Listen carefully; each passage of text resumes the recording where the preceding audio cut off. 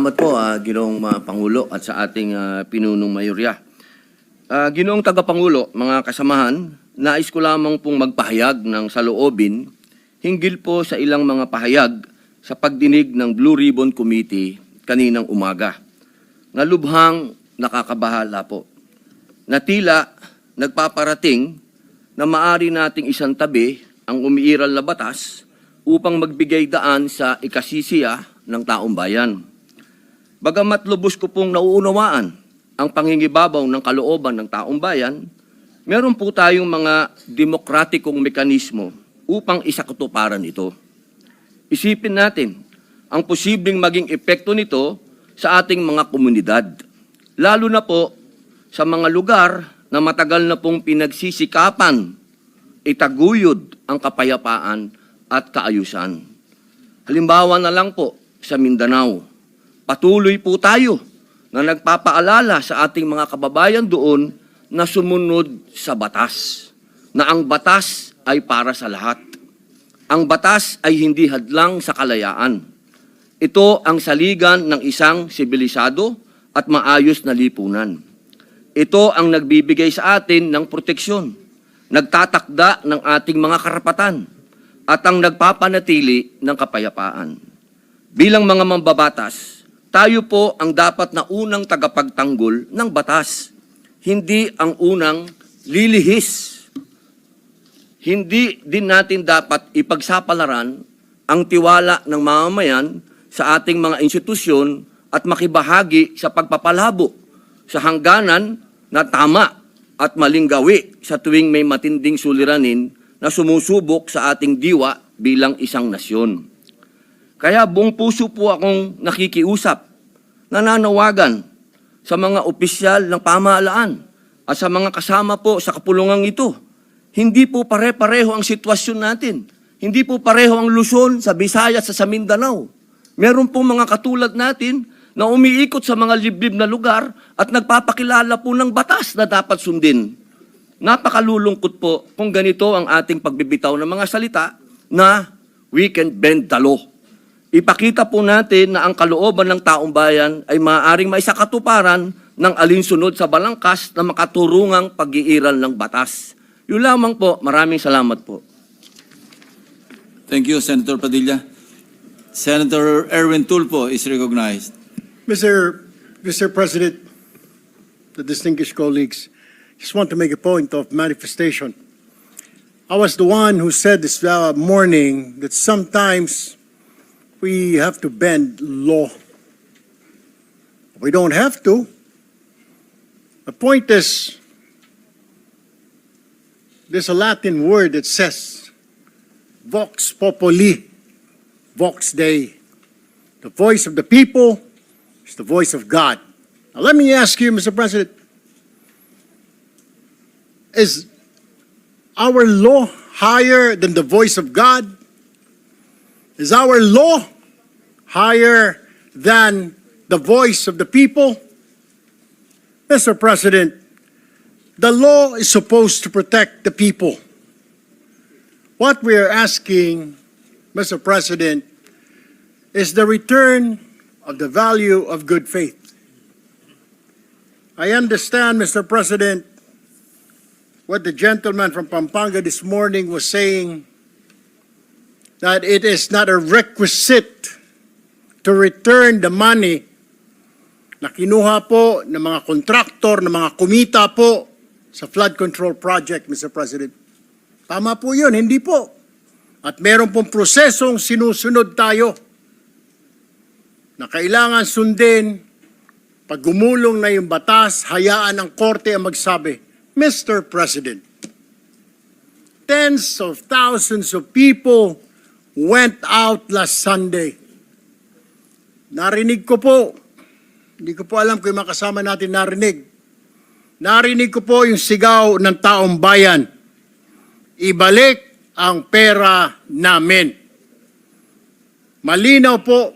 And I was asked by a reporter, by an interview, your comment. I said the message is loud and clear, Mr. President. Ayusin natin sa gobyerno ang ating mga trabaho iwasan po mahulog sa korupsyon.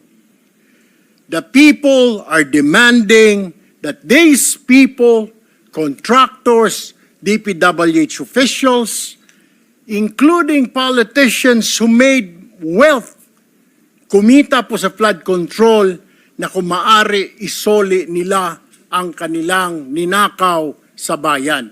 And I think that is the right thing to do.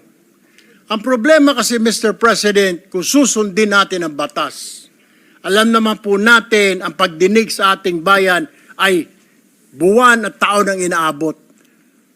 Baka pagdating po sa dulo, wala na pong makuha ang gobyerno sa mga taong ito. My only point, Mr. President, is the people were asking, the people are demanding. Isole yung pera na ninakaw sa kanila.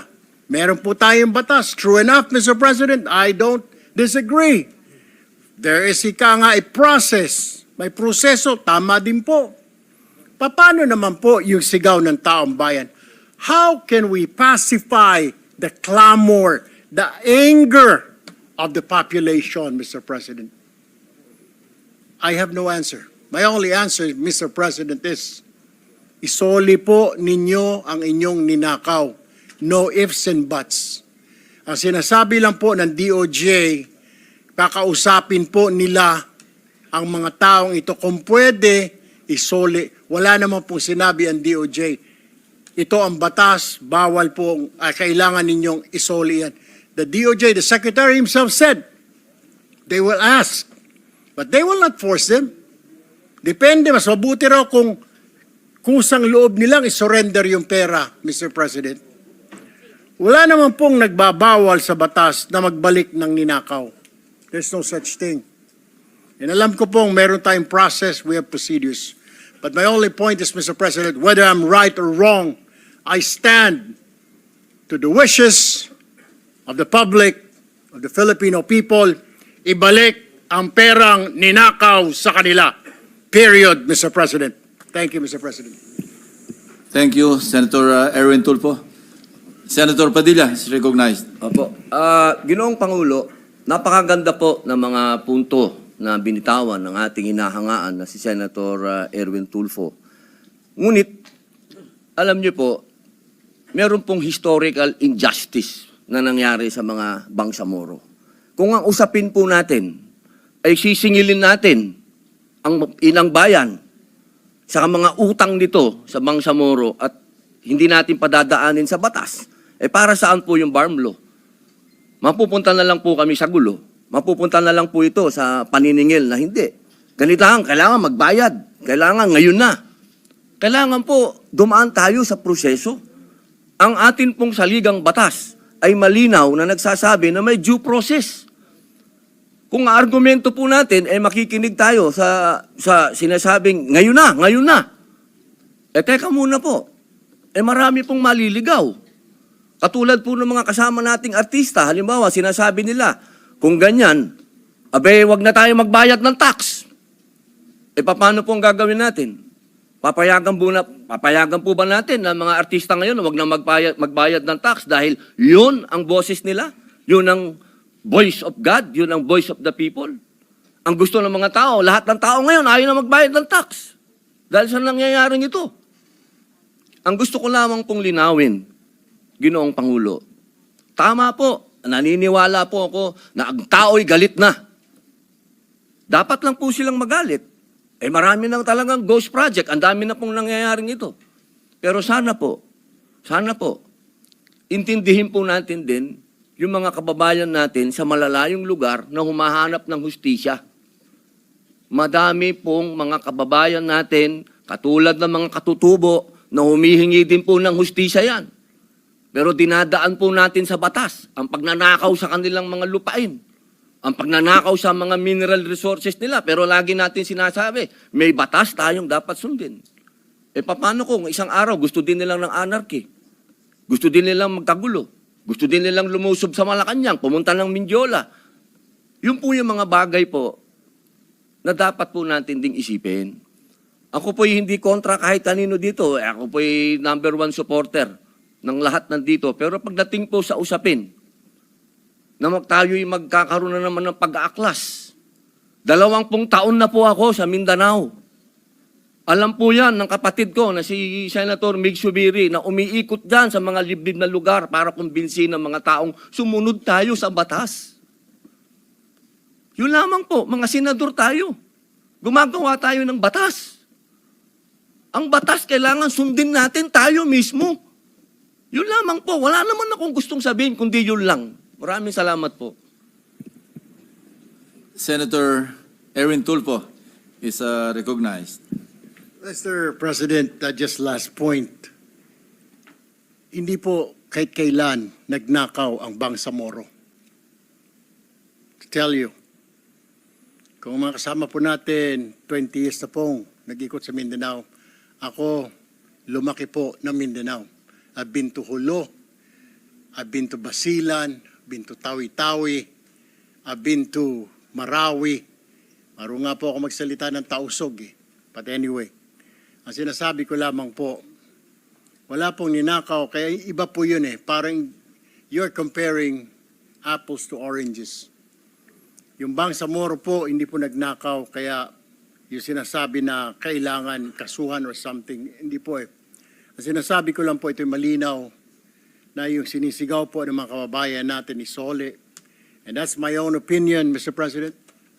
We have to return it. Kusa po, kung gusto po, kung sincero silang maging state witness, gusto po nilang mapasok sa Department of Justice, then siguro po, in good faith, Mr. President, isoli po nila yung mga nakuha po nila. That is all, Mr. President. I have no further statements. Thank you, Mr. President.